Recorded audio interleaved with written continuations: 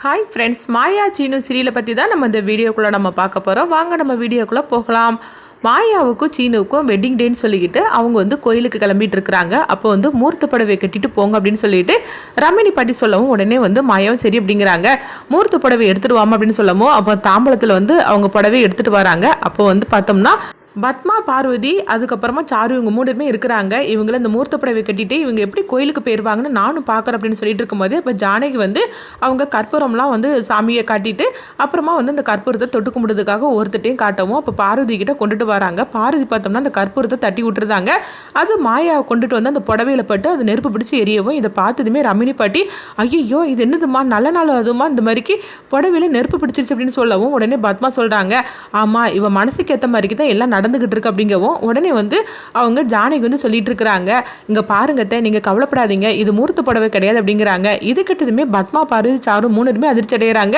அப்ப ரமணி பாட்டி கேட்டுட்டு இருக்கிறாங்க, என்ன ஜானகி சொல்றேன் இது மூர்த்த புடவை கிடையாது அப்படிங்கும்போது ஆமா ஏற்கனவே வந்து அவ மூர்த்த புடவை என்கிட்ட தந்து வச்சுட்டா, இது வேற புடவை அப்படின்னு சொல்லவும் இதை கேட்டதுமே இவங்க 3 பேரும் அதிர்ச்சி அடைகிறாங்க. அப்ப மாயா வந்து பார்த்து சிரிச்சிட்டு இருக்கிறாங்க, நீங்க இப்படி ஏதாவது பண்ணுவீங்கன்னு எனக்கு தெரியும், அதனாலதான் நான் வேற புடவை எடுத்துட்டு வந்தேன் அப்படின்னு சொல்லிட்டு அவங்க மனசுல நினைக்கவும் பத்மா பாருன்னு அவங்க நினைக்கிறாங்க, இது என்னது இந்த மாய எந்த மாதிரி பண்ணிட்டாள் அப்படின்னு சொல்லவும் அடுத்து பார்த்தோம்னா சரி மூர்த்த புடவையை கட்டிக்கிட்டு வாமா அப்படின்னு சொல்லும் போது உடனே சீனுவும் அவங்க மாயா வந்து மூர்த்த புடவையை வந்து அவங்க கட்டிட்டு வராங்க. இவங்க பட்டு வச்சு சட்டை கட்டிட்டு வரவும் அடுத்து பார்த்தோம்னா எல்லாருக்கிட்டையும் ஆசீர்வாதம் வாங்குவாங்க அப்படின்னு சொல்லிட்டு உடனே எல்லாருமே ஆசீர்வாதம் பண்ணிட்டு இருக்கிறாங்க.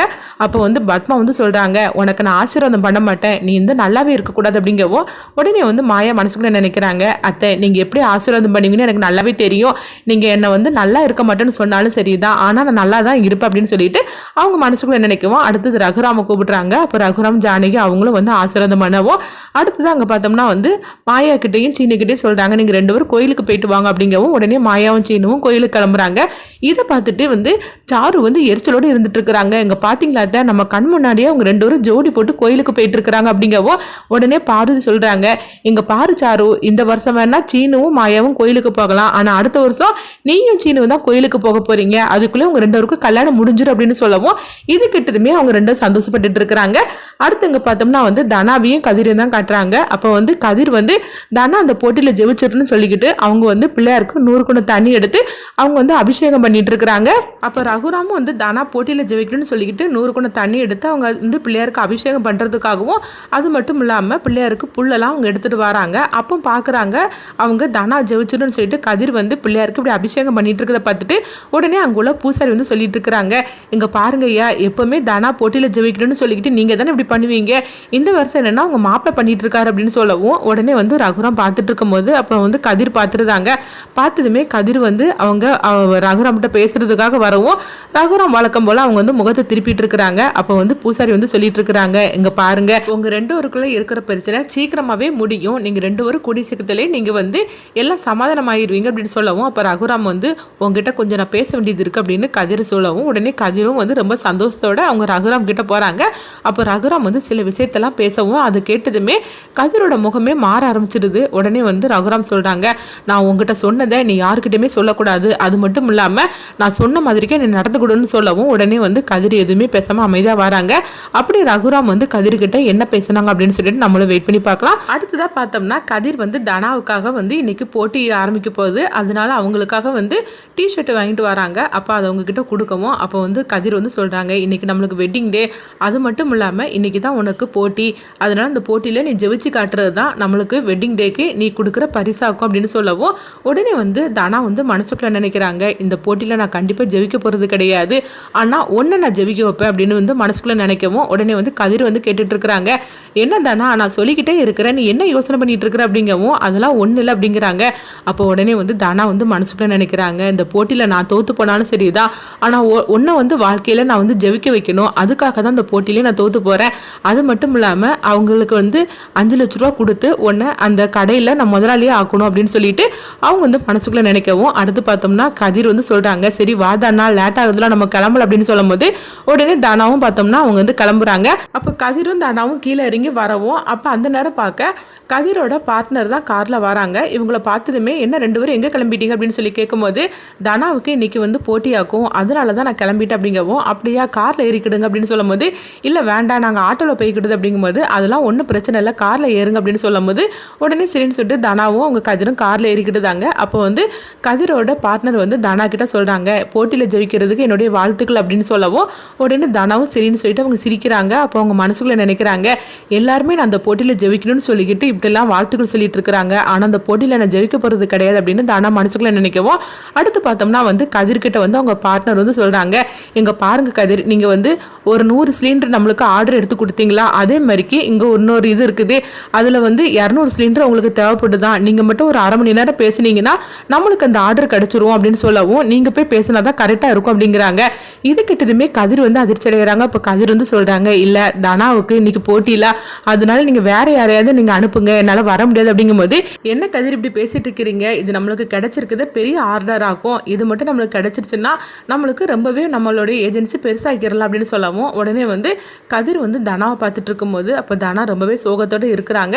அப்போ வந்து உடனே கதிரோட பார்ட்னர் வந்து தனா கிட்ட சொல்கிறாங்க, இங்கே பாருங்க தனா, நீங்கள் வந்து கதிரை அதாவது இந்த பிஸ்னஸில் வந்து பெரிய ஆளாக வைக்கணும்னு பார்க்கணும்னு நீங்கள் வந்து ஆசைப்படுறீங்க, அதுக்கு இதுவும் உதவும் அப்படின்னு சொல்லும் போது, உடனே வந்து தனா வந்து ஆமாம் கதிர், சரி நீ போயிட்டு வா, ஒன்றும் பிரச்சனை இல்லை, நான் போய்கிட்டுதேன், நீ போயிட்டு சீக்கிரமாக வந்துடு அப்படின்னு சொல்லவும், உடனே வந்து கதிரோட பார்ட்னர் வந்து சொல்கிறாங்க, சிஸ்டர் ஒரு அரை மணி நேரம் தான், அதுக்குள்ளே நான் அவரை அனுப்பி விட்ருவோம் அப்படிங்கும்போது, சரி அரை மணி நேரம் தானே, அதனால இன்னைக்கு சீக்கிரமாக வந்துடும் அப்படின்னு சொல்லவும், அப்போ அது மட்டும் இல்லாமல் தானா மனசுக்குள்ளே நினைக்கிறாங்க, எப்படினாலும் சரி தான் இந்த போட்டியில் நான் தோக்க தான் போகிறேன், அதனால ஒன்றும் பிரச்சனை இல்லை அப்படின்னு சொல்லிட்டு தானா மனசுக்குள்ளே நினைக்கவும், அடுத்து பார்த்தோம்னா தானாவை அவங்க வந்து அனுப்பி விட்டுட்டு கதிரோட அங்கே வராங்க. அப்போ கதிரை பார்த்தோம்னா அவங்க ஏஜென்சிக்கு அழைச்சிட்டு வரவும், உடனே கதிர் கேட்டுட்டு இருக்கிறாங்க, எதுக்காக நம்ம இங்கே வந்திருக்கிறோம் அப்படின்னு சொல்லி கேட்டுட்டு இருக்கவும், உடனே வந்து அவங்க கதிரோட பார்ட்னர் வந்து சொல்கிறாங்க, இங்கே பாருங்க கதிர், 200 சிலிண்டர் வந்து இன்னைக்கு நம்ம எல்லா இடத்துக்கும் போடணும், அதுக்காக தான் நான் உங்களை இங்கே அழைச்சிட்டு வந்தேன், நீங்கள் போய் அந்த ட்ரெஸ்ஸை போட்டுட்டு வாங்க, யூனிஃபார்மை போட்டுட்டு வாங்க அப்படிங்கவும், இது கேட்டதுமே கதிர் வந்து அதிர்ச்சி அடைகிறாங்க, என்னங்க இப்படி பேசிட்டு இருக்கிறீங்க,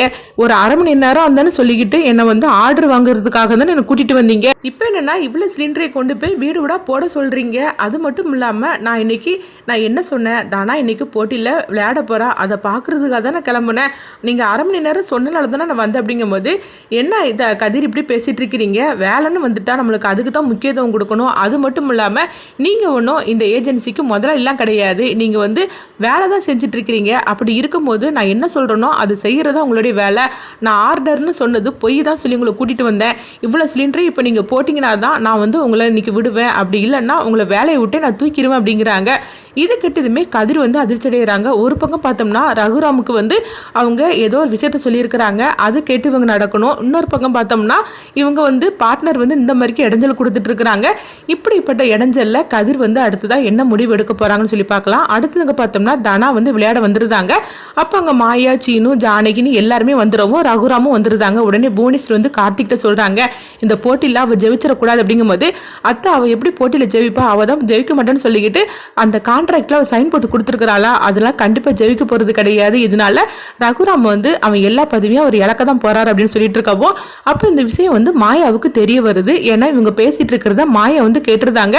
கேட்டதுமே அவங்க அதிர்ச்சி அடைகிறாங்க. அடுத்து மாயா வந்து தானா அந்த போட்டியில் ஜெயிச்சே ஆகணும் அப்படின்னு சொல்லிட்டு மாயா வந்து ஒரு முடிவு எடுப்பாங்க. ஏன்னா தனா ஜெயிச்சாதான் ரகுராம் பெரியப்பா ஜெயிச்ச மாதிரி. அது மட்டும் இல்லாமல் தனா எதுக்காக இந்த மாதிரி ஒரு முடிவு எடுத்தான்னு தெரியல, ஆனால் அவள் எடுத்த முடிவு தப்பான முடிவு அப்படின்னு சொல்லிட்டு மாயா ஒரு முடிவுக்கு வராங்க. அதை தனா கிட்ட சொல்கிறாங்க, இந்த போட்டியில் நீ ஜெயிச்சே ஆகணும், உனக்கு என்ன பிரச்சனைனாலும் சரிதான், அதை நான் முடிச்சு கொடுக்குறேன் அப்படின்னு சொல்லவும், இது கேட்டதுமே தனா வந்து ரகுராமை நம்ம ஜெயிக்க வைக்கணும், நம்ம அப்பாவை ஜெயிக்க வைக்கணும் அப்படின்னு சொல்லிட்டு அவங்க போட்டியில் வந்து விளையாட ஆரம்பிச்சிருந்தாங்க. கடைசியில் என்ன நடக்க போகுதுன்னு சொல்லிட்டு நம்மளும் வெயிட் பண்ணி பார்க்கலாம்.